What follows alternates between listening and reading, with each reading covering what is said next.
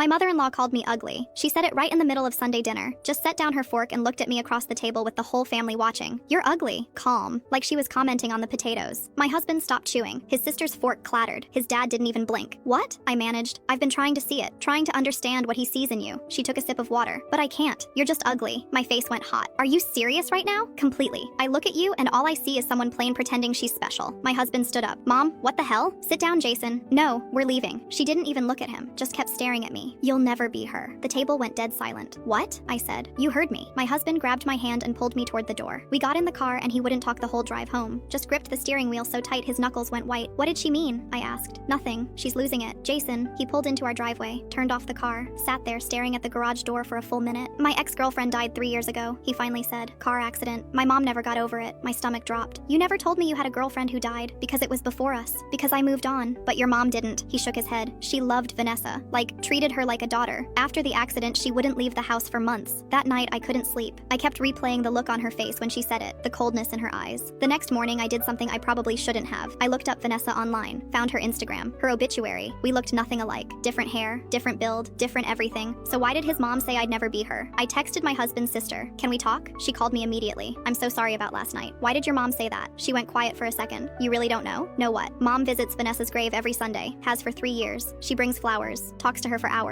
My chest tightened. Okay, but what does that have to do with me? Last month, Jason brought you to Sunday dinner for the first time in weeks. Mom had to skip her visit to the grave. She had to choose between meeting you and seeing Vanessa. I hung up, stared at my phone. The next Sunday, I drove to the cemetery. Found Vanessa's grave in the back corner near the oak trees. His mom was already there, kneeling in the grass, arranging fresh roses. I almost left, but then she turned around and saw me. What are you doing here? She said. I wanted to understand. Understand what? Why you hate me? I don't hate you. You called me ugly. No, she shook her head. I called you ugly because if I admit you're beautiful, then I have to admit Jason's moved on. And if he's moved on, then Vanessa really is gone. Her voice cracked. She was supposed to marry him, she continued. They picked a date, sent save the dates. I helped her choose flowers. She wiped her eyes. So when you showed up, I couldn't let myself like you, because liking you means accepting she's really never coming back. I stepped closer. I'm not trying to replace her. I know. She looked down at the grave. But you're here, and she's not, and I don't know how to be okay with that. We stood there for a minute. Then she said, you're not ugly. You're actually quite pretty. I just needed you to be, so I could keep pretending none of this was real. I drove home and told Jason everything. He buried his face in his hands. I didn't know she was still going there, he said, every Sunday. Last Sunday, she invited me to lunch, just the two of us. Right before I left, she grabbed my hand and said, Vanessa would have liked you. I started crying in the Panera parking lot like an idiot.